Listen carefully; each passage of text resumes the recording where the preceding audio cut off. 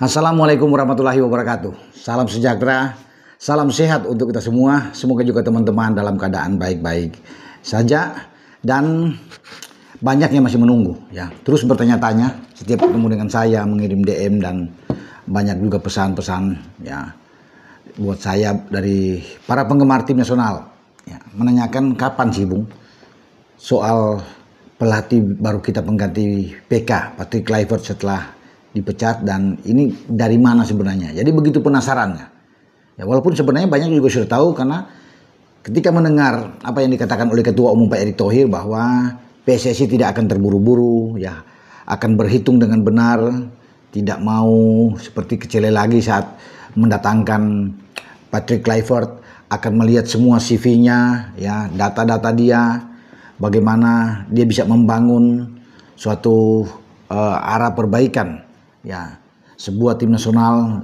bukan dalam waktu jangka pendek tetapi ke depan, karena tujuan sasarannya adalah di Piala Dunia 2030 dan 2034 ya, memang di blueprint itu seperti yang dikatakan bahwa di 2034, tapi tidak ada salahnya membidik 2030, sama seperti ketika kita lolos ke putaran ketiga dan bahkan sampai ke putaran keempat di pra Piala Dunia zona Asia yang ada sekarang tuh 2026, di mana Amerika, Meksiko dan Kanada sebagai tuan rumah, teman-teman. Peluang itu ada dan coba dimanfaatkan. Sayang memang kita gagal setelah di sana dilalui dengan drama pergantian STY ke Patrick Kluivert ya, sehingga banyak juga yang muncul, kalau tahu begitu gagal kenapa nggak STY aja lanjut ya kan, daripada membuang-buang uang untuk pesangon dari STY, mendingan terusan aja.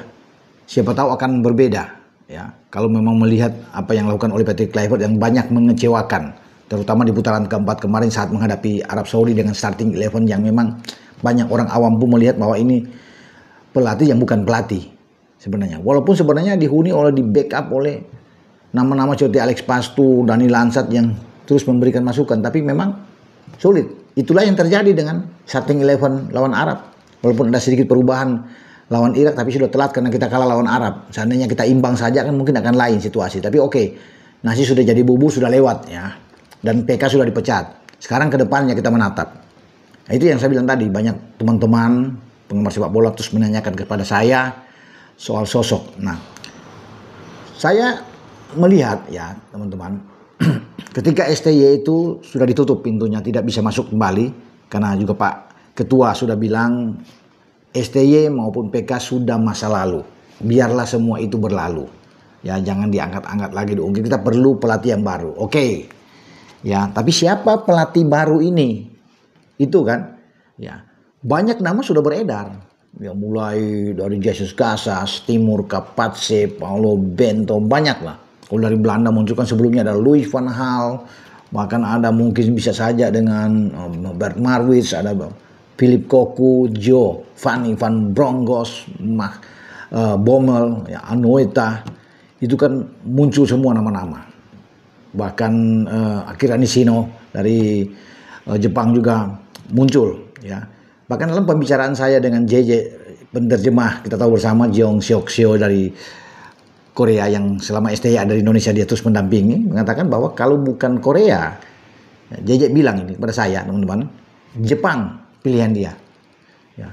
Jepang Bung, kalau memang untuk pelatih bagus, mereka punya cara yang sangat baik. Lihat saja mengalahkan Brasil, Jepang dengan 3-2, sementara Korea kalah 5-0, kata JJ. Saya sih hanya senyum-senyum aja kan, tapi karena boleh juga dengan Jepang, apalagi di Asia kan pelatih, tapi memang mesti lihat dengan baik ya untuk siapa sosok pelatih itu.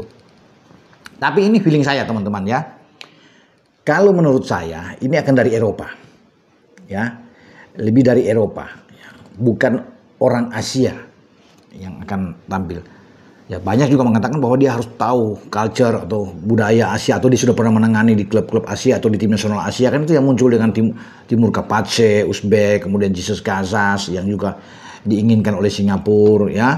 Ini pelatih Irak yang dianggap cocok untuk bisa menangani tim kita ini ya, di tim senior. Tapi saya bilang ya teman-teman ya, itu feeling saya dari Eropa ya. Ini dari Eropa, cuma kan kita tahu dari mana ya, apakah Belanda atau dari Jerman, Italia, Spanyol, Portugal? Nah, kita tidak tahu. Kalau melihat dari press conference kemarin, ya, ada Tirtek juga, direktur teknik kita, itu Alexander Swiers. Ketika ditanya itu kan dia juga bilang bahwa tidak akan berfokus kepada satu negara juga, ya. Tapi kita mesti lihat ke depannya bagaimana. Dan akan dibahas bersama dengan BTN, ya. Kemudian dengan Dirtek, ya, diperbincangkan di Exco dan diputuskan. Setelah melihat semua CV data dari seorang pelatih tersebut. Ya, kenapa dari Eropa? Saya pikir ini Eropa yang akan datang. Tapi mungkin bukan Belanda, ya teman-teman. Ya, bukan Belanda, mungkin dari yang lain. Makanya ini yang dicari, sementara dicari dengan benar. Target yang diberikan ya untuk ke depan, yang jangka pendek, pelatih baru ini kalau datang, itu yang sudah dikatakan bahwa Piala Asia. Piala Asia itu kan akan berlangsung di Arab Saudi, ya, di antara Januari dan Februari 2027. Oke? Nah, di sana Piala Asia itu berlangsung. Nah, pelatih ini jangka pendek ke sana. Ketika kita di Qatar yang lalu tuh bisa lolos sampai ke 16 besar, nah ini juga diminta untuk 16 besar. Syukur-syukur bisa ke 8 besar. Ya. Jadi itu yang diminta untuk pelatih baru. Nah, target jangka panjangnya adalah Piala Dunia 2030. Ya, sampai 2034. Ya, kalau dia bisa buru di 2030, mengapa tidak? Lebih cepat. Ya, atau 2034, ya.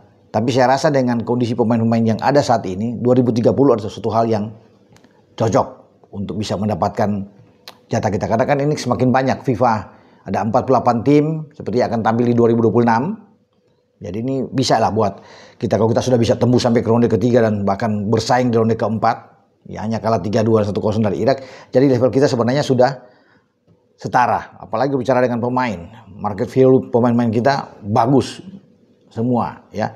Dan mungkin kalau ke 2030 mungkin hanya Tom Haye yang diragukan tidak bisa bermain karena dengan usia kan sudah atas 30.